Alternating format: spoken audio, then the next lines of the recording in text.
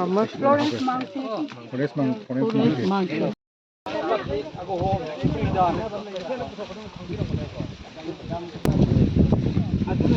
Kalau tuan mama ni lakukan tak? Kita jadi macam fokus lawan ni gumba putu ang budi pisi ko tu mu putu adu ka kita thai ba mapham chi ching ahum ne mamang nom te maring lok hai na ma lei sita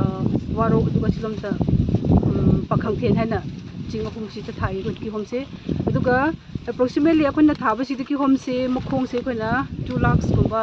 khra helam da ma le ba na thai ko na okay marketing si akoy na season de sida yamba marketing si sida la ai sida mafam da yamba yole haidi dum za sure have tar si la bu si ko maite su lai muslim si ju chingmi si ju dum lai season sida la ai law ba lai duka keno mon da mo ma singna taw dana moi mon su dum law bi su dum thai paina bai horticulture department maru aina bai organic mission agency bai organic scheme bu fazana packet ba sigi agency siga panna function asi fazana mai pamnaba siminaro ajibol nakibani masiga program asiga iwina na ngasi asi bai maruina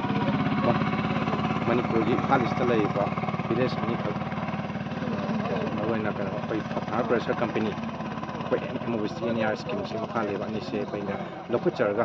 asije chachabani moji feedback moina jipawo ta tawriba farming organic farming sida kan yamna mai pang chingchalage amasung kamai tawri moi masen markta akhoi farmersing market chu sinai ba sende ba tugi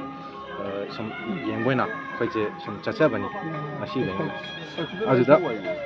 ai hangna thingnajar pada ngasi akhoi team akhoi AMWJU team singsiga monopang akhoi electronic and print media singje punna chamina jabada ai mai ge wo phangjai